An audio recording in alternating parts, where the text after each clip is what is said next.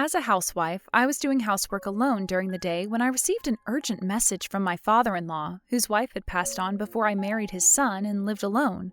The message didn't seem to be a matter of life or death, but the implications spelt something serious in my eyes. So I proceeded to hightail over to his house. Once I'd arrived, he greeted me at the front door with a grave look on his face. After letting me inside, he went on to say something truly shocking. "Please divorce my son, dear." Wait, what? Why do you want me to do that, sir? Is there an important reason? I was so surprised that I immediately asked him before thinking about what to say next. The even more shocking words that followed from my father-in-law made me decide to divorce my husband right away. This is the story of how my father-in-law discovered something about his own son that was definitely a deal breaker in his marriage, and how I was able to get my husband the lesson he deserved to learn. My name is Molly, and I'm a 28-year-old housewife. I met my husband Elliot in a horse racing club when we were university students. The club was not affiliated with my university in particular, as it was more of a city club that was originally made for retired folk. But perhaps a decade ago, the club introduced a new branch to the club which would only consist of university students of the city. That was why students from universities other than my own also went to this horse racing club, and a friend of mine who attended my university invited me to join. I joined the club just to spend time with my friends while maybe enjoying some time with animals. But Elliot was very much into horse racing as if it were his hobby.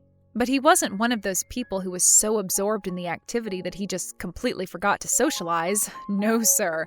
He enjoyed it with his mates, and he taught me, as well as other beginners, many things about how to ride a horse the correct way and many other things, all in a very warm, gentlemanlike way. I was attracted to this aspect of his personality, and we became good friends at first. And then I asked him out. After that, we became an official couple. The years passed, and I eventually got a job, and that made me less able to spend as much time with him as I had when we were full-time students, and we stopped watching horse races together. But our relationship continued on, and after living together for 18 months, we got married 2 years prior to the beginning of this story. Since Elliot was not too enthusiastic about doing household chores, and since I myself didn't like my job very much, we had discussed the possibility of me resigning from my job and becoming a full-time housewife. However, something unexpected forced us to accelerate our plans, as I had no choice but to leave work earlier than we'd planned. This was because my father-in-law, Jack Vicente, a high-ranking construction worker, was seriously injured on site, rendering him temporarily wheelchair-bound and having to take a long leave of absence from work. His wife, Miranda, had unfortunately passed away before I married Elliot, so I was the only one who could take care of Mr. Vicente. I wanted to quit my job as soon as possible and become a full-time housewife. I did the housework at my own home in the morning, accompanied Mr. Vicente to the hospital for his rehab sessions in the afternoon, and then went back home to his house to do his housework before returning home to prepare dinner for Elliot and I. At first glance, this seems like a lot of work, but in fact, I loved it, and I always looked forward to accompanying Mr. Vicente to the hospital. This primarily was because I get to spend time with him. He's a tiny man when it came to height, barely taller than I, and I'm 5 feet tall, but his charisma was so apparent it was overwhelming at times. Imagine Danny DeVito, but buffer and browner, and my God, he was always the funniest thing ever. Put him and Elliot drunk together under the same roof, you'd wonder how the house still had its roof intact, with all the craziness. But I of course mean all of that in the best way possible. He is so sweet, and he often checked in on how we were doing. The other reason why I loved accompanying him to the hospital was because the facility was located near the horse race track that I used to go to when I was a university student. During Mr. Vicente's rehab sessions, I was free to do anything I wanted for about an hour. So I took breaks by walking in the park next to the racetrack, thinking about how much I missed the olden days. I remember the first barbecue we all had together in this park. Were the cherry blossoms in full bloom like this at that time? Maybe I was too occupied talking to everyone and laughing that it just never noticed. I sat on a bench under the cherry blossoms with these thoughts in my mind. Thus, accompanying Mr. Vicente was not tedious at all, and I loved my life. But I had one complaint. Elliot did absolutely nothing. By that I mean that he never helped me at home or with his father at all. The fact that he went out with his friends from university made me even more annoyed with him than if he spent all that time doing something more productive. I'm going out for a drink tomorrow night, Molly. Again? Who's going? Just some friends from university. If they're from the horse racing circle, I want to go too. Oof, it's only the members from my university this time, so you won't know anyone. I mean, I'm not against it personally, but I just don't want you to feel left out. We have so many inside jokes, and we often talk about things I'd rather not say. In this manner, he always went out alone by stating some reason or another. Gradually, the number of times Elliot went out for drinks increased more and more, and we no longer had any time left to spend together as a married couple. When he came home from work one day, he said something like this. I'm going out again tomorrow night. Again? After such a long period of time, I'd reached the end of my patience, and on this day, I finally let myself complain. If you have that kind of time, why don't you help me and your father around a little bit? I'm the only one who takes care of your father in his house. He responded to my words as if he was wasting his time talking to me about this. You're the housewife. You can do all of that, can't you? And he went straight to his room. Why in the world didn't he help me? I genuinely began to wonder if other husbands in the world also prioritized drinking with their friends over helping out with the housework. But it was true that Elliot was working very hard for my sake as well as his own. Just as spending time at the park during Mr. Vicenti's rehab sessions is a break from my home duties for me, drinking may be an opportunity to let off some steam accumulated because of work for him. I felt that I shouldn't deprive him of that when I had one myself. That's why I thought it best to stop complaining about Elliot's nights out. After a few weeks of this kind of lifestyle, his mood gradually improved. He went from being careless about his clothes to buying brand-name suits and accessories. Oh, brand-name clothes, Elliot? You never cease to surprise me. Well, I've recently started taking more of an interest in fashion. Oh, yeah, I almost forgot. I got a little something for you, too. Wait, you don't mind? Oh my gosh, Elliot, thank you! It's so cute! He handed me a brand new bag with a popular design that any woman in the world right now would absolutely love. I didn't know you had such good taste in fashion, honey. I laughed as such, full of joy and appreciation, and put the bag away carefully. But still, is it really worth spending all this money? I asked my husband as if I remembered the significance of such a purchase. Oh, I didn't tell you? I got a raise in my work. Oh, you did? Oh, congratulations! I was delighted from the bottom of my heart with his new success. In our family, we had 3 separate bank accounts, one for me and my needs that I made when I was still working, one for Elliot and his needs where his job pays him every month, and a joint account where we put money to pay for rent, gas, electricity, that sort of thing. Elliot always paid our monthly living expenses out of his own wage and transferred them to our joint account himself, so I never knew the details of his salary. But he must have received a big raise because he was so well off buying multiple brand name items within a single week. Right around then, Mr. Vicenti's injury was significantly improving too, and it seemed things were looking good for him. He went from a wheelchair to crutches and was able to do most of his hospital visits by himself now. Basic household chores like dishwashing, cooking, and laundry were far more manageable for Mr. Vicenti than they'd been a couple of months prior. I had only seen the positive side of this change in circumstances. How could I have known that I would see my brand name bag again in such a different, brutal way?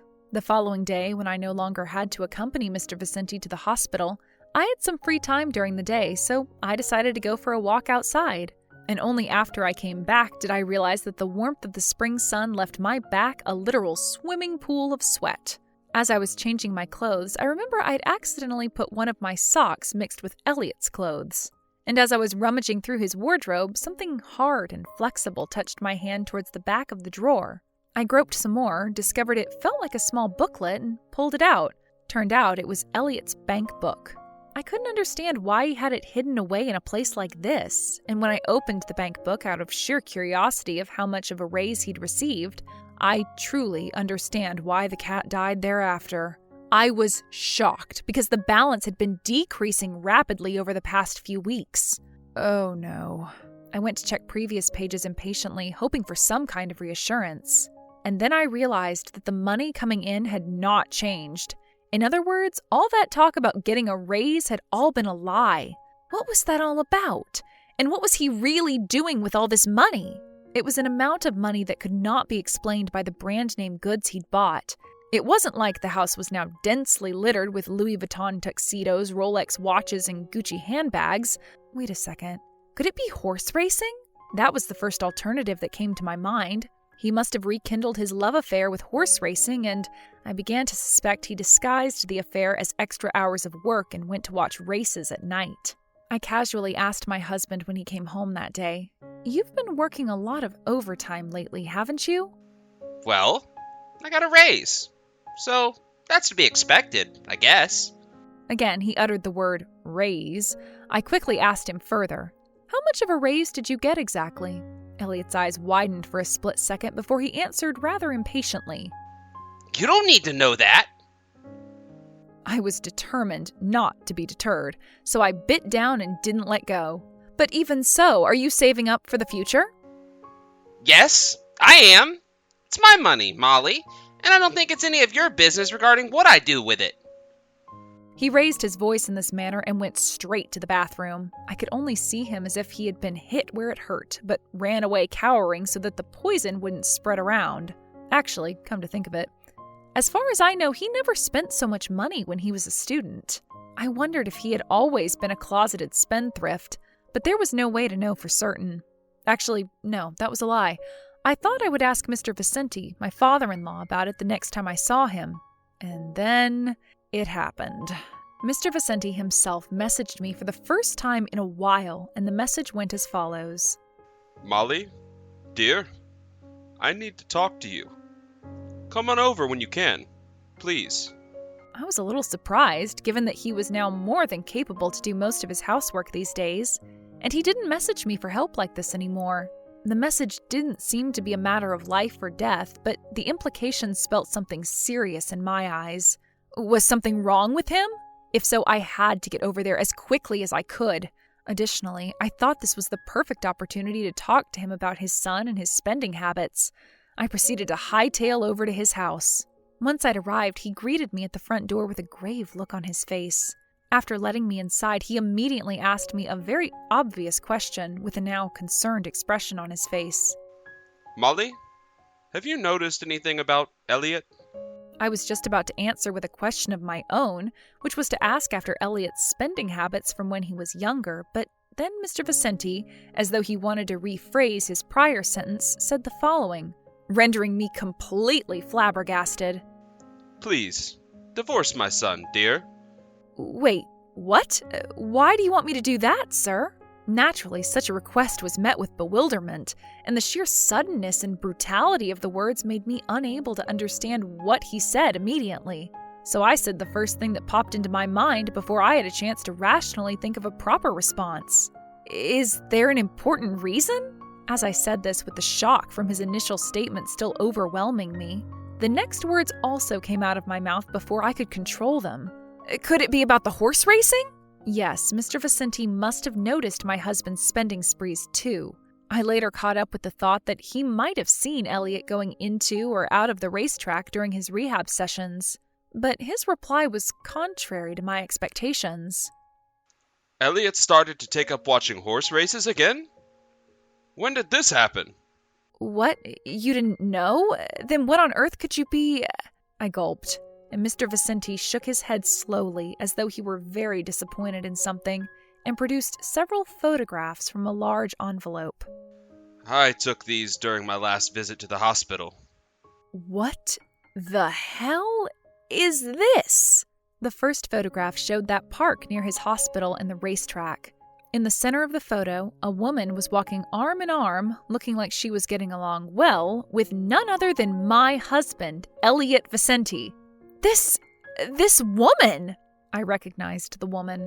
Her full name was Wanda Hafner, and she was one of the senior members of the horse racing club at university. When did Elliot get into this kind of relationship with Wanda? Could it be that all of what he had called nights out were secret meetings with this woman? As soon as I moved that particular photo aside to look at the next, I looked Mr. Vicente dead in the eyes and said, "I understand, sir. I'll gladly divorce Elliot." To my great shock, the second photograph was one of Elliot actually kissing Wanda. She had her long, thin, pale arms around his neck, her manicured hands digging into his hair. It was disgusting. And I nearly tossed the carbonara I'd had for lunch all over the table. I have no words to express how ashamed I am, Molly, my dear. I'm so terribly sorry about my idiot son. I will never forgive myself. Mr. Vicenti's words were the very manifestation of pure despair. We cooperated and proceeded with the plan for me to divorce Elliot by exposing him and his crimes. We decided to gather more solid evidence so that he would not be able to get away with anything at all. I also told Mr. Vicenti about his son actually being Scrooge McDuck, in the sense that he was a spendthrift, for the most recent weeks at least. He said it might be related to his affair, and gathering evidence could get him exposed in not just one way, but two. A week later, the results of the investigation were mailed to me. I went to Mr. Vicenti's house again with a document full of official documents from the detective agency. According to the investigation, the missing money was not spent on horse racing at all, but on Wanda Hafner. You could consider her a part-time gold digger and a part-time collector of fashion. Elliot had said himself that he had suddenly taken an interest in brand-name fashion items, but that was mostly to attract Wanda's attention. He thought it would look suspicious if he bought brand-name goods himself without any apparent purpose of buying them for his wife, so he faked a raise and bought me the occasional goods as a kind of cover-up of his actual doings. One of the photos included in the file showed a woman holding the exact same brand bag I had received a few weeks prior. It turned out that Wanda was the one who had picked it out, which accounted how Elliot had given me a gift with such good taste. I found it so comically ridiculous to think that I was using the same bag as the woman whom my husband cheated on me with without even knowing it. I snickered in disgust at the photo. I'm so sorry, my dear. Oh, Jack, it's not your fault. Please don't apologize. Then my father-in-law looked at the last page of the document and made me a certain proposal. The day of my appointment with Mr. Vicenti, we met at a restaurant. Of course, the meal was not the primary goal of the evening. This was just a reload of energy before the oncoming war.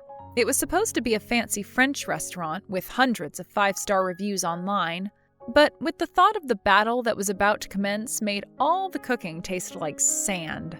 Soon after we finished our main course, we saw Elliot and Wanda being escorted to a table over yonder in the distance. The fight for revenge had begun. I gulped down the last bit of bitter grape juice, better known as wine, and wiped off my mouth. When we saw that the last of the desserts had been brought to the table of Elliot and Wanda, we got up, paid the bill, and waited outside.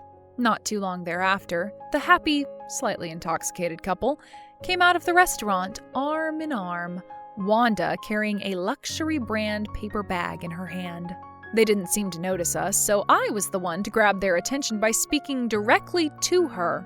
"Happy birthday, Wanda! My, what a nice present you've got there!" The two traitors froze at the sight of me. Well, what are you doing here, Molly? And Dad, too? Yes, indeed. Today, Friday, June the 13th, was actually the birthday of Wanda Hafner. The investigation revealed that the couple had made a reservation at this restaurant that evening, and the proposal that Mr. Vicenti had made to me was that we make it the day when I'd get my revenge by waiting for them in ambush. As Mr. Vicenti glared in malicious disappointment at his son, Elliot said in a panic, You two seem to be misunderstanding something. I was just celebrating her birthday with her. Remember how we used to celebrate our friends' birthdays when we were students, Molly? Well, this is exactly the same thing. Yes, Molly. There's nothing to be suspicious of here. I'll celebrate your birthday too, Molly. I couldn't help but laugh at the two of them making such bitter excuses. Oh, really? Well then, in that case, where are my manners? I ought to give you a present too then, Molly. I wonder, can you say the same things once you had a look at what I brought you? I said as I thrust an envelope containing the results of the investigation and the document demanding alimony under their noses. Both of them checked the contents with their faces whiter than fresh snow. The next moment, they both got down on their knees vigorously and started to pathetically apologize to me. I'm sorry. We admit to the truth. Please forgive me, Molly? A simple apology won't make everything go Hakuna Matata, Elliot. Mr. Vicenti's angry shouts echoed throughout the night streets as the two snakes cowered in silence. Of course I'll be divorcing you, I spat at Elliot, and his eyes widened. Now, wait, just a minute. Can't you forgive me for one little mistake? Then Mr. Vicenti hit him on the back with his right crutch. A heart-wrenching crack resonated around the cul-de-sac, and Elliot lay sprawled on the ground, caressing his lower back. Ouch! Forgive you for one little mistake? We all know that you two have been meeting in secret far more than once. The bastard ceased to say anything, as if this blow had affected him physically and mentally. We left them both in such a comical state, my husband silent, trembling in pain, and the woman sobbing on her birthday. I suppose Friday the 13th really is a thing for some people. Later, thanks to Mr. Vicenti's help, I successfully divorced Elliot. I received $45,000 in alimony from each party responsible for the affair. There was no way that my ex-husband, who had already spent a lot of money on the gold digger, would be able to pay such a large sum all at once. But not only did his father refuse to help him, he also wound up being disowned. Mr. Vicenti told him that he would not support him at all, and Elliot had no choice but to go into debt to pay me the alimony. He is now living in extreme poverty while trying to repay that debt. The unfaithful woman also screamed when she received my demands for alimony, saying, "It's because of you that I'm in this frickin' situation!" She had apparently lost interest in her lover because he was now struggling with money, that she dumped him without a second thought. Mr. Vicenti reported my ex-husband's miserable situation when he came to my new apartment, completely recovered from his injury, to apologize to me again. One last thing, I am still in a very friendly relationship with Mr. Vicenti, even 6 months later, and there is a good reason why. It's because he is now my boss. Yep, I'm now working for the same construction company as he is, who had returned to work after recovering from his injury. He introduced me to the kind of work he and his team did, and I understood why so many places want to hire him to lead the construction for their houses. The atmosphere is just phenomenal, with everyone seeming to know exactly what their job is, and also what each brother and sister, as Mr. Vicenti put it, needed at any given time. In a nutshell, the solidarity was real, and so was the fun and laughs. For the first time in my life, I am enjoying my job, and I hope to live a nice, full life. Wish me luck!